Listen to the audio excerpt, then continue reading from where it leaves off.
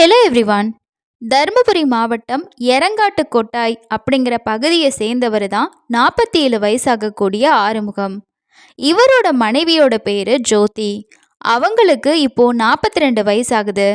இந்த ரெண்டு பேருக்கும் பல வருஷங்களுக்கு முன்னாடி கல்யாணமாகி 2 மகன்களும் 2 மகள்களும் இருக்காங்க. இவங்களோட 2 பொண்ணுங்களுக்குமே கல்யாணம் ஆயிடுச்சு.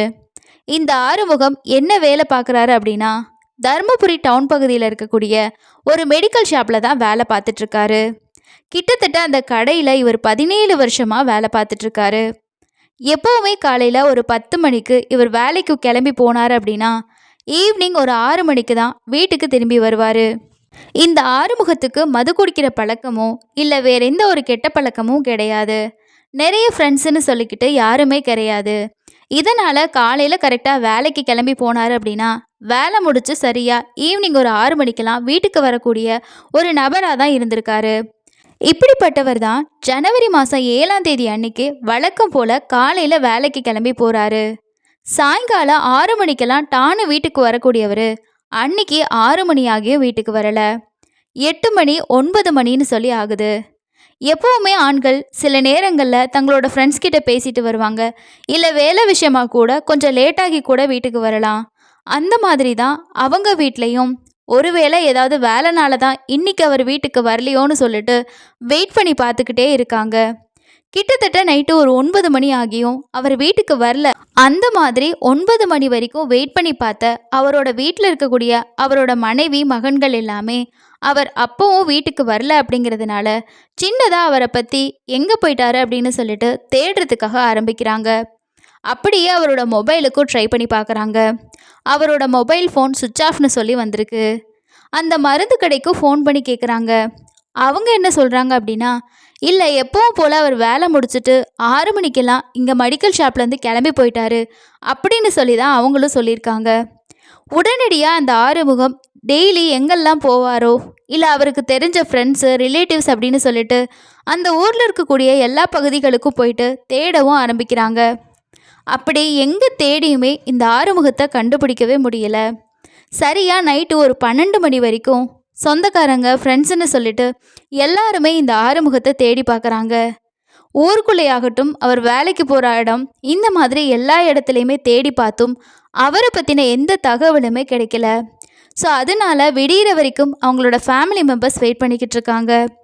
அதுக்கப்புறமா காலையில் ஒரு 6 மணிக்கெல்லாம் தருமபுரி போலீஸ் ஸ்டேஷனுக்கு போயிட்டு ஒரு மிஸ்ஸிங் கம்ப்ளைண்ட்டையும் ரெஜிஸ்டர் பண்ணுறாங்க. கம்ப்ளைண்ட் கொடுக்கும்போது போலீஸ் அவரை பற்றின எல்லா டீட்டெயில்ஸையுமே வாங்கிட்டு இந்த கம்ப்ளைண்ட்டையும் ரெஜிஸ்டர் பண்ணிவிட்டு கம்ப்ளைண்ட்டை ரெஜிஸ்டர் பண்ண போலீஸ் அடுத்ததாக இந்த ஆறுமுகம் எங்கே போயிருப்பாருன்னு சொல்லிட்டு தேடுறதுக்கான நடவடிக்கைகளை ஆரம்பிக்கிறாங்க. அப்படி தேடும்போது முதல்ல அந்த மெடிக்கல் ஷாப்பில் போயிட்டு தான் என்கொயரி பண்ணுறாங்க. அங்கே ஆல்ரெடி நம்ம பார்த்த மாதிரி காலையில் வேலைக்கு வந்தவர் ஈவினிங் அங்கேருந்து கிளம்பி போயிட்டாரு அப்படிங்கிற தகவல் மட்டும்தான் போலீஸ்க்கு கிடைக்குது. இதுக்கப்புறமா போலீஸ் அவரை எல்லா இடத்துலையுமே தேடி அலையவும் செய்கிறாங்க. 5 நாள் வரைக்கும் அவரை கண்டுபிடிக்கவே முடியல. 5 நாளைக்கு அப்புறமா தான் இந்த ஆறுமுகத்தை போலீஸ் கண்டுபிடிக்கிறாங்க. இப்படி இந்த ஆறுமுகம் தொலைஞ்சு போனதுக்கு பின்னாடி இருந்த அந்த காரணம் ரொம்பவே பயங்கரமாகவும் ஒரு மர்மம் நிறைந்ததாகவும் இருந்துச்சு. அப்படி இந்த ஆறுமுகத்துக்கு என்னதான் ஆச்சு? அவர் உயிரோடு மீட்கப்பட்டாரா, இல்லை அவரை யாராவது கொலை பண்ணாங்களா? இதை பற்றி தான் இன்றைக்கி நம்ம இந்த வீடியோவில் பேச போகிறோம்.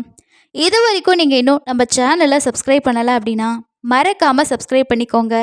அண்ட் இந்த வீடியோவை லாஸ்ட் வரைக்கும் பார்த்துட்டு இந்த கேஸ் பற்றி நீங்கள் என்ன நினைக்கிறீங்கன்னு சொல்லிட்டு மறக்காமல் கமெண்ட்ஸில் ஷேர் பண்ணுங்கள்.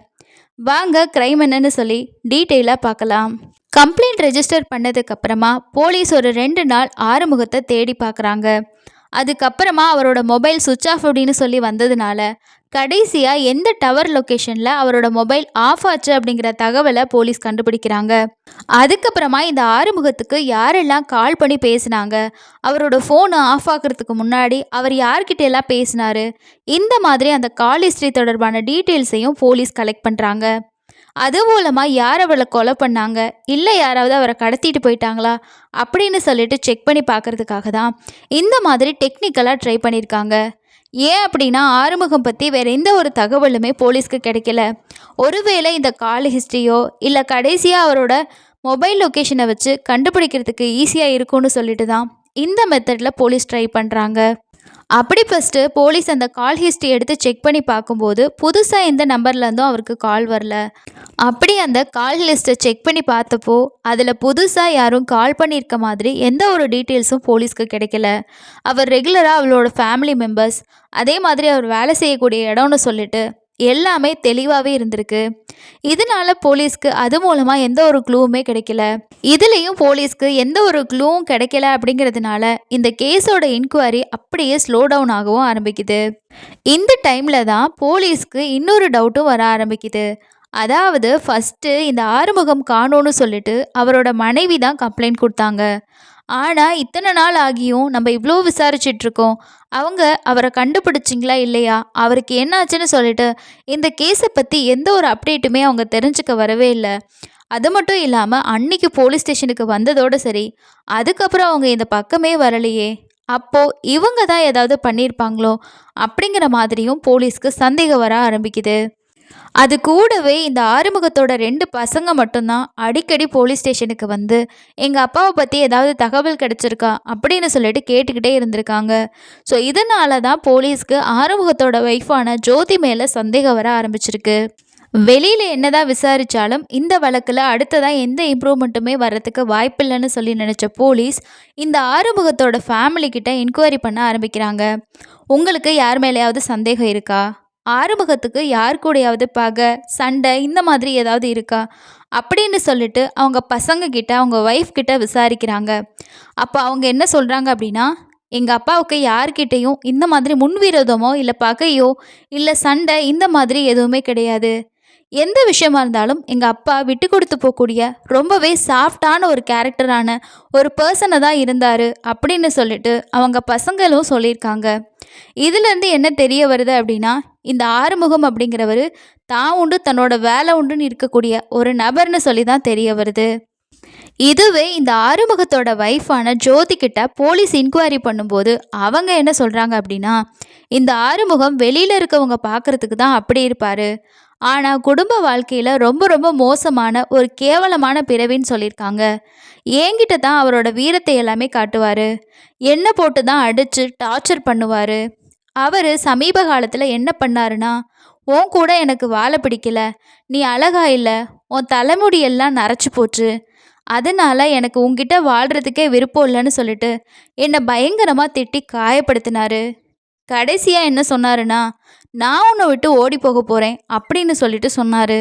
ஒருவேளை அதனால தான் இவர் எங்கேயாவது போயிருப்பாரோ அப்படின்னு சொல்லிட்டு அவங்க ரொம்பவே விரக்தியாகவும் பேசியிருக்காங்க. இதை கேட்ட உடனே போலீஸ் என்ன நினைக்கிறாங்க அப்படின்னா, ஒருவேளை இவர் தன்னோட மனைவி கிட்ட கோச்சிக்கிட்டு தான் எங்கேயாவது போயிருப்பாரோ. ஜோதி போலீஸ்கிட்ட இது எல்லாமே சொல்லும்போது ரொம்பவே விரக்தியாக இருக்கிற மாதிரி சொன்னதுனால போலீஸ்க்கு அவங்க மேலே ஒரு லைட்டான சந்தேகம் தான் இருந்துச்சே தவிர அதிகமாக எந்த ஒரு சந்தேகமும் இருக்கலை. ஒருவேளை இந்த அம்மா சொல்கிறது உண்மையாக இருக்குமோ அப்படிங்கிற மாதிரி தான் போலீஸ் நினைக்கிறாங்க. இந்த விசாரணைகள் ஒரு பக்கம் நடந்துட்டு இருக்கும்போது இன்னொரு பக்கம் சரியா இந்த ஆறுமுகம் காணாமல் போனதா கம்ப்ளைண்ட் கொடுக்கப்பட்டதுலேருந்து ஒரு 5 நாள் கழித்து 12/1/2026 அன்னைக்கு மதிக்கோன் பாளையம் அப்படிங்கிற ஏரியாவுக்கு பக்கத்தில் இருக்க ஒரு ஏரி இருக்குது. இந்த ஏரிக்கு காலையில் அந்த பக்கத்தில் இருக்கக்கூடிய ஆண்கள் சிலர் காலை கடன் கலைக்கிறதுக்காக போயிருக்காங்க. அப்படி போகும்போது அந்த ஏரியாவோட புதர் பகுதியில் ஏதோ ஒன்று மிதக்கிறத பார்க்குறாங்க. கிட்டத்தில் போய் பார்த்த அவங்களுக்கு பெரிய ஒரு அதிர்ச்சி காத்துட்டு இருந்திருக்கு. ஒரு ஆணோட சடலம் 5 நாளாக தண்ணிக்குள்ளே மிதந்து ஊறி உப்பி போயிட்டு இருந்திருக்கு. அந்த மாதிரி அது ரொம்ப உப்பி போய் யாருன்னு சொல்லி அடையாளமே தெரியாத அளவுக்கு அந்த உடம்பு கிடந்திருக்கு. இதை பார்த்து அவங்க என்ன பண்ணுறாங்கன்னா, உடனடியாக போலீஸ் ஸ்டேஷனுக்கு கால் பண்ணி இந்த மாதிரி இந்த ஏரியில் ஒரு ஆணோட சடலம் ஒரு 5 நாள் 6 நாள் பக்கமாக மிதந்துட்டு இருக்க மாதிரி இருக்குது சார் அப்படின்னு சொல்லிட்டு இன்ஃபார்ம் பண்ணுறாங்க. இந்த இன்ஃபர்மேஷன் கிடைச்சதுமே போலீஸ் டீம் ஒரு ஃபாரன்சிக் டீம் கூட சம்மந்தப்பட்ட அந்த ஏரிக்கு போகிறாங்க. அப்படி போலீஸ் அந்த ஏரியில் போய் பார்க்கும்போது அந்த ஆண் யாருன்னு சொல்லி அவங்களுக்குமே அடையாளம் தெரியல. காரணம் என்ன அப்படின்னா, தண்ணியிலே மிதந்துட்டு இருந்ததுனால அந்த சடலம் ரொம்பவே உப்பி போயிட்டு இருந்திருக்கு, முகமெல்லாம் சிதைக்கப்பட்டிருக்கு. அப்படிங்கிறதுனால சரியாக போலீஸால் யாருன்னு சொல்லிட்டு அடையாளம் கண்டுபிடிக்க முடியலை. இன்னொரு பக்கம் போலீஸ் என்ன நினைக்கிறாங்க அப்படின்னா, காணாம போனதா தேடக்கூடிய அந்த ஆறுமுகமா கூட இவர் இருக்கலாமோ அப்படின்னு சொல்லிட்டு அவங்க என்ன பண்றாங்க அப்படின்னா, உடனே ஆறுமுகத்தோட பசங்களையும் அவங்க ஒய்ஃபையும் அந்த சம்மந்தப்பட்ட இடத்துக்கு வர வைக்கிறாங்க. அப்படி அவங்க ஃபேமிலியில் இருக்க மெம்பர்ஸை கூட்டிகிட்டு வந்து காட்டும்போது அவங்களுக்குமே அந்த முகத்தை வச்சு அடையாளம் கண்டுபிடிக்க முடியல. காரணம் என்ன அப்படின்னா, அந்த முகமெல்லாம் சதஞ்சு போயிட்டு இருந்திருக்கு. ஆனால் அவர் காணாமல் போன அன்னைக்கு அவர் போட்டிருந்த ஒரு பச்சை கலர் சட்டை போட்டிருந்திருக்காரு, ஆஷ் கலரில் ஒரு பேண்ட்டு போட்டிருந்திருக்காரு. இந்த ட்ரெஸ்ஸு தான் அந்த சடலத்தில் இருக்கிறதுனால அதை வச்சு இதுதான் எங்களோட அப்பா அப்படின்னு சொல்லிட்டு அவங்க 2 பசங்களும் கன்ஃபார்ம் பண்ணுறாங்க. கூடவே ஜோதியும் இவர் என்னோட கணவர் தான், அவர் காணாமல் போன அன்னைக்கு இந்த ட்ரெஸ்ஸு தான் போட்டிருந்தாரு அப்படின்னு சொல்லிட்டு அவங்களும் அந்த பாடியை கன்ஃபார்ம் பண்ணுறாங்க. இதுக்கப்புறமா போலீஸ் அந்த பாடியை போஸ்ட்மார்ட்டத்துக்கு அனுப்பி வைக்கிறாங்க. போஸ்ட்மார்ட்டம் ரிப்போர்ட்டில் என்ன வரும் அப்படின்னு சொல்லிட்டு அதுக்காக வெயிட் பண்ணிக்கிட்டும் இருந்திருக்காங்க. ஒருவேளை இந்த சடலம் கிடைக்கிறத பார்த்தா கண்டிப்பாக இவரை யாரோ கொலை பண்ண மாதிரி தான் இருக்குது. இருந்தாலும் அதை கன்ஃபார்ம் பண்ணணும் அப்படின்னா போஸ்ட்மார்ட்டம் ரிப்போர்ட் வந்துச்சுன்னா இன்னும் உதவியாக இருக்கும்னு சொல்லிட்டு போலீஸ் வெயிட் பண்ணிக்கிட்டு இருக்காங்க. அவங்க வெயிட் பண்ண மாதிரியே இந்த ஆறுமுகத்தோட போஸ்ட்மார்ட்டம் ரிப்போர்ட்டும் வருது. அந்த போஸ்ட்மார்ட்டம் ரிப்போர்ட்டில் என்ன வருது அப்படின்னா, இவரை யாரோ உயிரோடு இருக்கும்போதே இவரோட முகத்தில் கல்லால் அடித்து அப்படியே அவரோட முகத்தை சிதைச்சிருக்காங்க. இவரோட உடம்புல பல இடங்கள்ல எலும்பு முறிவும் இருந்திருக்கு. உயிரோடு இருக்கும்போதே தாக்கி ரொம்ப கொடூரமாக இவரை கொலை பண்ணியிருக்காங்க. அதுக்கப்புறமா இவர் இறந்து போனதுக்கு அப்புறமா தான் இவரை தூக்கி தண்ணியில் போட்டிருக்காங்க அப்படின்னு சொல்லிட்டு அந்த போஸ்ட்மார்ட்டம் ரிப்போர்ட்டில் வந்திருக்கு. இப்போ போலீஸ்க்கு இருக்க சவால் என்ன அப்படின்னா, இவரை யாரோ ஒருத்தங்க முன்விரோத காரணமாக இந்த மாதிரி பழி தீர்த்திருக்கலாம். அவரை நம்ப வச்சு கூட்டிகிட்டு போயிட்டு ஒரு ஏரிக்கு பக்கத்தில் வச்சு அடித்து கொலை பண்ணிட்டு தண்ணியில் தூக்கி போட்டிருக்கலாம். அப்படி செஞ்ச நபர் யார் அப்படின்னு சொல்லிட்டு போலீஸ் விசாரணை பண்ணுறப்ப தான் அந்த நபர் யாருன்னு சொல்லிட்டு போலீஸ் இன்கொயரியை ஸ்டார்ட் பண்ணும்போது தான் ஆரம்பத்துல இருந்தே போலீஸோட விசாரணை வளையத்திலேருந்து ஸ்டார்டிங்லேயே முன்னுக்கு பிறனா பேசிகிட்டு இருந்த இவங்களோட மனைவியான ஜோதியை தான் கூட்டிகிட்டு வந்து போலீஸ் விசாரிக்கிறாங்க. உங்களுக்கும் உங்களோட கணவருக்கும் பிரச்சனை இருந்துச்சுன்னு சொன்னீங்க. அந்த பிரச்சனைக்கு அடிப்படையான காரணம் என்ன? எப்போ எந்த காலத்துக்கட்டத்திலேருந்து உங்கள் 2 பேத்துக்கு இடையில இந்த மாதிரி பிரச்சனையெல்லாம் வந்துச்சு? ஏன் உங்கள் வீட்டுக்காரருக்கு உங்களை பிடிக்காம போச்சு? நல்லா தானே நீங்கள் கல்யாணம் பண்ணி 4 குழந்தை பெற்றிருக்கீங்க அப்படின்னு சொல்லிட்டு போலீஸ் விசாரிக்கிறப்ப தான் ஆரம்பத்தில் முன்னுக்கு பின் முரணாக பேசிகிட்டு இருந்த அவங்க மனைவி என்ன பண்ணுறாங்க அப்படின்னா, ஒரு கட்டத்தில் தான் மறைச்சி வச்சுருந்த எல்லா உண்மையுமே சொல்ல ஆரம்பிக்கிறாங்க. சரி, அவங்க சொன்ன உண்மை என்ன அப்படின்னா, இந்த ஜோதிக்கு ஒரு 2 வருஷத்துக்கு முன்னாடி இவங்க அடிக்கடி ஹோட்டலில் போய் சாப்பிட்றது ரொம்ப பிடிச்ச ஒரு விஷயமா இருந்திருக்கு. அந்த மாதிரி ஹோட்டலுக்கு போய் சாப்பிட ஆரம்பிச்சிருக்காங்க. அப்படி சாப்பிட போனப்போ ஹோட்டலில் ஒரு நபர் இவங்களுக்கு பழக்கமாகறாங்க. அந்த நபரோட பேர் தான் சீதாராமன். அவருக்கு 33 வயசு. இந்த சீதாராமனுக்கு ஆல்ரெடி கல்யாணம் ஆயிடுச்சு. முதல் நாள் அந்த ஹோட்டலுக்கு போகிறப்போ ஜோதிக்கு சர்வீஸ் பண்ணியிருக்கான் இந்த சீதாராமன். சாப்பாடெல்லாம் கொண்டு வந்து வைக்கிறப்போ 2 பேருக்கும் ஒரு சின்னதாக ஒரு அறிமுகமும் ஏற்பட்டிருக்கு. அதுக்கப்புறமா அடிக்கடி அவங்க அந்த ஹோட்டலுக்கு சாப்பிட போகவும் ஆரம்பிச்சிருக்காங்க. இப்படி அவங்க அந்த ஹோட்டலுக்கு போயிட்டு உட்காரக்கூடிய டேபிளில் இந்த சீதாராமன் அவனே வாண்டடாக இவங்களுக்கு சர்வீஸும் பண்ணியிருக்கான். சாப்பாடெலாம் கொண்டு வந்து வச்சு இவங்க கேட்குறத விட ரொம்ப அதிகமாகவே இவங்களை கவனிச்சுக்கவும் ஆரம்பிச்சிருக்கான். இப்படி இவங்களுக்குள்ள இருந்த இந்த அறிமுகம் நாளடைவில் அந்த ஹோட்டலை தாண்டி வெளியில் போயிட்டு பழகுற அளவுக்கு இது கள்ளக்காதலாகவும் மாற ஆரம்பிச்சிருக்கு. வெளியில் போயிட்டு ரூம் போட்டு தங்குற அளவுக்கு 2 பேருக்கு இடையிலையும் நெருக்கம் அதிகமாகிருக்கு. ஒரு 6 மாதத்துக்குள்ளேயே அடிக்கடி சந்திக்கக்கூடிய ஒரு கள்ளக்காதலும் ஏற்பட்டிருக்கு. இவங்க நடவடிக்கையில் இப்படி இருக்கும்போது சீதாராமனோட மனைவிக்கு தன்னோட கணவர் மேலே ரொம்ப சந்தேகம் வந்திருக்கு. ஏன்னா அடிக்கடி வீட்டுக்கு வர மாட்டேங்கிறாரு, வீட்டுக்கு வந்துட்டா கூட தான் நெருங்கி பழகிறதில்ல, தான் கூட அவர் டைம் ஸ்பெண்ட் பண்ணுறதில்ல அப்படின்னு சொல்லிட்டு அவரோட மொபைலை எடுத்து அவங்க செக் பண்ணி பார்க்குறாங்க. அப்படி பார்க்குறப்ப தான் இன்னொரு லேடி கூட இவருக்கு தொடர்பில் இருக்காரு அப்படிங்கிற விஷயம் அந்த லேடிக்கு தெரிய வருது. உடனடியாக எனக்கு இந்த உறவே வேணாம், இந்த கணவனே எனக்கு வேணான்னு சொல்லிட்டு இந்த சீதாராமனை டைவர்ஸ் பண்ணிட்டு அவங்க பிள்ளைகளை கூட்டிட்டு போயிடுறாங்க.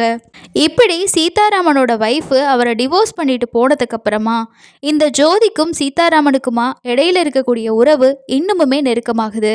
இதுக்கப்புறமா ஜோதி என்ன முடிவு பண்ணுறாங்க அப்படின்னா, நல்ல வேலை உன்னோட பொண்டாட்டி உன்னை விட்டு போயிட்டா, நமக்கு இனிமே அவனால எந்த பிரச்சனையும் இல்லை. அதே சமயம் நம்ம 2 பேரும் அடிக்கடி சந்திக்கணும். அதுவும் இல்லாம பயம் இல்லாம சந்திக்கணும்.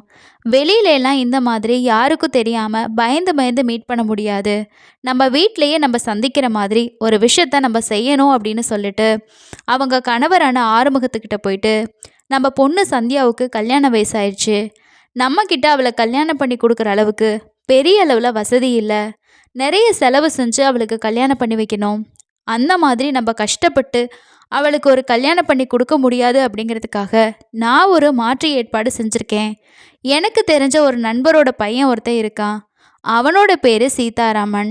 அவன் ஒரு ஹோட்டலில் நல்ல வேலை பார்க்குறான். கை நிறைய சம்பாதிக்கிறான்.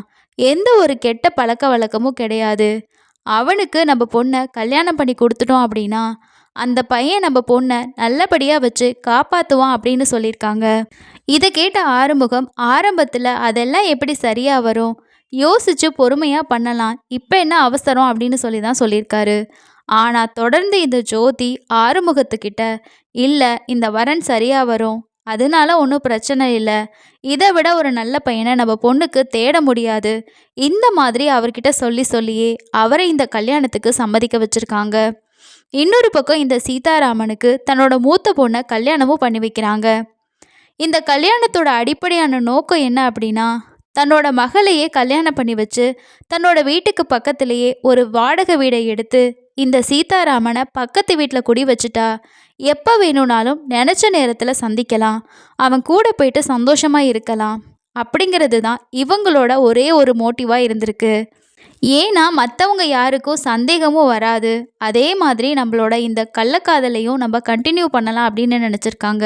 இப்படி இந்த மோட்டிவ்காக தன்னோட மகளையே தன்னோட கள்ளக்காதலனுக்கு கல்யாணம் பண்ணி கொடுத்ததுக்கு அப்புறமா அடிக்கடி தன்னோட மகளை பார்க்க போகிறதா சொல்லிட்டு அவங்க வீட்டுக்கு போகிறது, தன்னோட பொண்ணுக்கு ஹெல்ப் பண்ணுற மாதிரி ஹெல்ப் பண்ணுறது, அதுக்கப்புறமா தன்னோட மருமகன் கூட இருக்கக்கூடிய தவறான உறவை கண்டினியூ பண்ணிக்கிட்டே இருந்திருக்காங்க. ஆரம்பத்தில் அவங்க பொண்ணுக்கு இவங்க 2 பேருக்கு இடையில இருக்க ரிலேஷன்ஷிப் எதுவுமே தெரியல. அடிக்கடி அம்மா வர்றது, தனக்கு ஹெல்ப் பண்ண வராங்க அப்படின்னு சொல்லிட்டு தான் அந்த பொண்ணு நினச்சிருக்காங்க. ஆனால் தன்னோட கணவர் கூட அம்மா ரொம்ப க்ளோஸாக பேசுகிறது, அவங்க 2 பேரும் ஏதோ ஒரு விஷயத்த பேசிக்கிட்டு இருக்கிறது, இது எல்லாமே கொஞ்சம் கொஞ்சம் அவங்களுக்கு சந்தேகத்தை ஏற்படுத்த ஆரம்பிச்சிருக்கு. ஆனால் இது ரொம்ப நாள் நீடிக்கவே இல்லை. தன்னோட அம்மாவும் தன்னோட கணவரும் தவறான ஒரு உறவில் இருக்கிறத அவங்க நேர்லேயே பார்த்துடுறாங்க.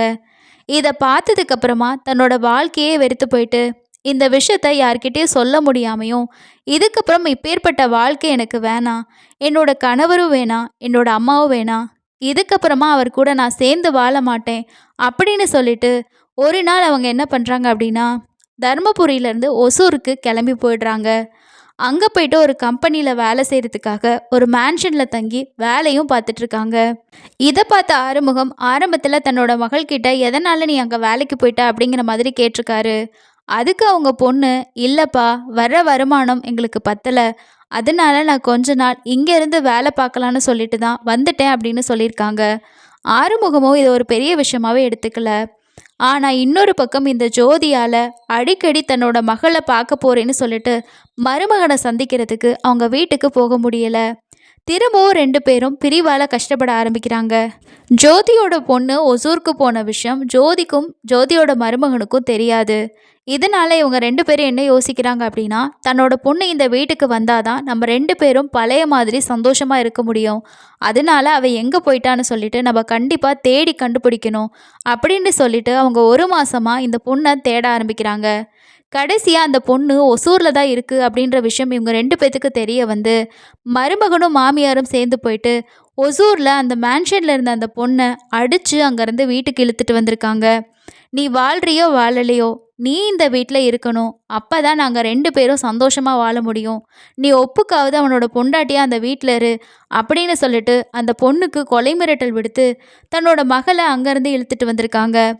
இப்படி எதுவுமே பேச முடியாத ஒரு சங்கடத்தில் மாட்டிக்கிட்ட இந்த மூத்த பொண்ணு சந்தியா என்ன பண்ணுறாங்க அப்படின்னா, இதுக்கு மேலேயே இந்த விஷயத்த நம்ம மறைச்சி வச்சுக்கிட்டு இருந்தோம் அப்படின்னா இவங்க 2 பேர்த்தோட ஆட்டத்தையும் நம்மளால் அடக்க முடியாது அப்படின்னு சொல்லிட்டு இது வரைக்கும் எந்த ஒரு உண்மையும் தெரியாமல் அந்த வீட்டில் வாழ்ந்துட்டு இருந்த அப்பாவான ஆறுமுகத்துக்கிட்ட போயிட்டு ஒரு நாள் இந்த பொண்ணு கத்தி கதறி அழுகவும் ஆரம்பிச்சிருக்காங்க. இப்படி அழுகும்போது அந்த அப்பா என்னன்னு சொல்லி கேட்டிருக்காங்க. அப்பதான் அந்த பொண்ணு, அம்மா இப்படி தப்பான ஒரு உறவுல இருக்காங்கப்பா. என்னோட கணவர் ஒரு மருமகன் மகன் அப்படிங்கிற உறவுல இருக்கிறத தாண்டி அவர் கூட ஒரு தப்பான உறவுல நடந்துக்கிறாங்க. அதை நானே என்னோட கண்ணால பார்த்தேன். அந்த உறவு நீடிக்கிறதுக்காக தான் என்னை அடிச்சுட்டு இங்கே இழுத்துட்டு வந்திருக்காங்க அப்படின்னு சொல்லிட்டு அப்பா கிட்ட முதல் முறையா ஓப்பனா இந்த விஷயத்த சொல்லியிருக்காங்க. இதை கேட்டதும் ஆறுமுகம் துடிச்சு போறாரு. ஒன்று, தன்னோட வாழ்க்கையில தன்னோட மனைவி இப்படி துரோகம் பண்றா, இன்னொரு பக்கம் தன்னோட மகளோட வாழ்க்கையில இப்படி அவன் துரோகம் பண்ணிட்டான் அப்படிங்கிறத தாங்கிக்க முடியாம ஆறுமுகம் என்ன பண்றாரு அப்படின்னா தன்னோட மனைவியை கூப்பிட்டு கண்டிக்க ஆரம்பிக்கிறாரு. இந்த மாதிரி பண்றது தப்பு, இதை இதோட விட்டுரு. இப்போ கூட ரொம்ப நல்ல மனுஷனா அவர் பேசிட்டு இருந்திருக்காரு. ஏன்னா நம்ம மகளோட வாழ்க்கை இதில் பாதிக்கப்படுது. இது வரைக்கும் நீ பண்ணதையெல்லாம் நான் மன்னிச்சிடுறேன். இதுக்கப்புறமா இந்த தவறான உறவை நீ விட்டுதான் ஆகணும் அப்படின்னு சொல்லிட்டு வெளி உலகத்துக்கு தெரியாம, சொந்தக்காரங்களுக்கு தெரியாம தன்னோட மனைவியை கண்டிக்கவும் செய்கிறாரு. கணவருக்கு விஷயம் தெரிஞ்சு போச்சு, இனிமேலும் நம்ம தப்பிக்க முடியாது அப்படின்னு சொல்லிட்டு அந்த சிச்சுவேஷனை அப்பா மட்டும் சமாளிச்சா போதும்னு சொல்லிட்டு இந்த ஜோதி என்ன பண்ணுறாங்க அப்படின்னா, இனிமே இந்த மாதிரி ஒரு தப்பை நான் செய்ய மாட்டேன், இது வரைக்கும் நான் செஞ்சது தப்பு தான், இனிமே நான் எல்லாத்தையுமே திருத்திக்கிறேன் அப்படின்னு சொல்லிட்டு தன்னோட கணவர்கிட்ட சொல்லியிருக்காங்க. ஒருவேளை இந்த ஜோதி திருந்தி தன்னோட மருமகன் கூட இருக்கக்கூடிய ஒரு தவறான உறவை விட்டுருவாங்க அப்படின்னு சொல்லி நினைக்காதீங்க. அங்கே கணவர்கிட்ட அந்த மாதிரி சொல்லிட்டு தன்னோட மருமகன் கிட்ட என்ன சொல்லியிருக்காங்க அப்படின்னா, என்னோட கணவரை உயிரோட விடக்கூடாது, அவனை எப்படியாவது தீர்த்து கட்டணும் அப்படின்னு சொல்லிட்டு தன்னோட மருமகன் கிட்ட சொல்கிறாங்க. ஏன் அப்படின்னா என்னோட மகளை சமாளிச்சிடலாம், கணவர் இருந்தால் கண்டிப்பாக நம்மளோட உறவுக்கு தடையாக தான் இருப்பார், அதனால் அந்த ஆளோட கதையை கண்டிப்பாக முடிக்கணும் அப்படிங்கிறது தான் இவங்களோட திட்டமாக இருந்திருக்கு. இதுக்கப்புறமா அவங்க ஒரு பிளானையும் போட்டு கொடுக்குறாங்க. அதுக்காக முடிஞ்ச அளவுக்கு இவங்க கையில் இருந்த பணத்தையும் கொடுக்குறாங்க. அப்படி அந்த பிளானோட தான் 7/1/2026 அன்னைக்கு இந்த சீதாராமன் தன்னோட 4 நண்பர்கள் கூட ஒரு காலில் வெயிட் பண்ணிக்கிட்டு இருந்திருக்கான். வேலை முடிஞ்ச ஆறுமுகம் வீட்டுக்கு திரும்புறதுக்காக பஸ் ஏறதுக்காக வந்திருக்காரு. அங்கே காரில் வெயிட் பண்ணிக்கிட்டு இருந்த இந்த சீதாராமன் தன்னோட மாமாவை கூப்பிட்டுட்டு, வாங்க மாமா, நானும் ஊருக்கு தான் போகிறேன், நம்ம காரில் போயிடலாம் அப்படின்னு சொல்லியிருக்கான். இதை கேட்ட ஆறுமுகமும் என்ன யோசிக்கிறார் அப்படின்னா, தன்னோட மருமகன் தானே கூப்பிடுறாரு, ஏறாமல் இருந்தால் மரியாதையாக இருக்காரு அப்படின்னு சொல்லிட்டு அந்த காரில் ஏறியிருக்காரு.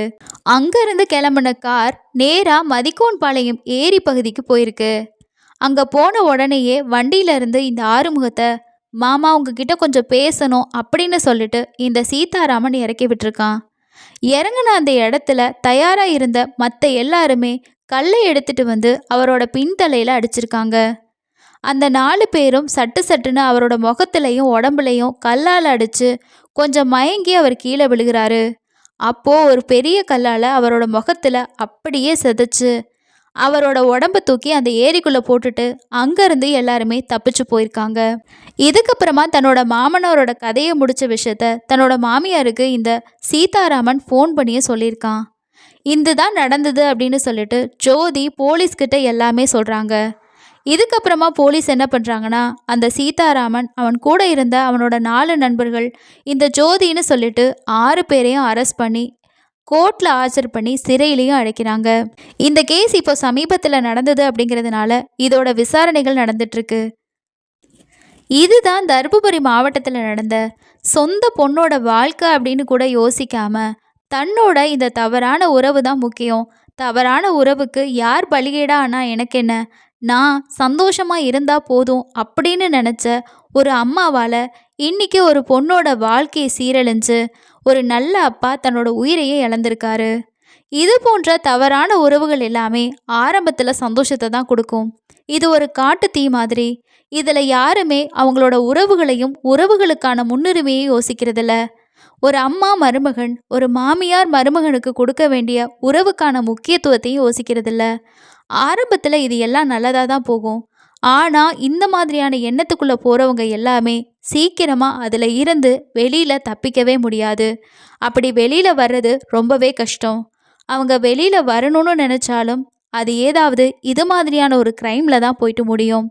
ஜோதிக்கு சீதாராமன் கூட தான் வாழ பிடிச்சிருக்கு, அவர் கூட தான் இருக்கணும்னு நினச்சிருந்தாங்க அப்படின்னா தன்னோட கணவர்கிட்ட இருந்து லீகலாக விவாகரத்து வாங்கிட்டு தனக்கு பிடிச்ச வாழ்க்கையை வாழ்ந்திருக்கலாம். அதை விட்டுட்டு தன்னோட சந்தோஷம் எப்படி ஈஸியாக கிடைக்கும் அப்படின்றதுக்காக தன்னோட மகளையே கல்யாணம் பண்ணி வச்சு அந்த பொண்ணையும் மிரட்டி அவளோட வாழ்க்கையும் சீரழிச்சு இப்போ கடைசியாக சிறை கம்பிகளுக்கு பின்னாடி என்ன தண்டனை கிடைக்க போகுது அப்படின்னு சொல்லிட்டு யோசிச்சுட்டு இருக்காங்க. அவங்க நினச்ச மாதிரி தன்னோட கணவர் இல்லை அப்படின்னா தான் சந்தோஷமாக இருக்கலான்னு நினச்சாங்க. ஆனால் அவரை கொலை பண்ணால் தனக்கு என்ன தண்டனை கிடைக்கும், எப்படியும் போலீஸ் இந்த கேஸை விசாரித்து நம்மளை கண்டுபிடிச்சிருவாங்க, அதுக்கப்புறமா நம்ம சீதாராமன் கூட எப்படி சந்தோஷமாக இருக்க முடியும் அப்படின்னு சொல்லி அவங்க ஒரு நிமிஷம் யோசிச்சிருந்தாங்க அப்படின்னா இந்த கொலையை தவிர்த்திருக்கலாம். இவங்களுக்கு என்ன மாதிரி தண்டனை கிடைச்சா நல்லாயிருக்கும் அண்ட் இந்த கேஸ் பற்றி நீங்கள் என்ன நினைக்கிறீங்க அப்படின்னு சொல்லிட்டு உங்களோட கமெண்ட்ஸை மறக்காமல் ஷேர் பண்ணுங்கள். அடுத்த இன்னொரு க்ரைம் சம்பவத்தில் சந்திக்கலாம். நன்றி.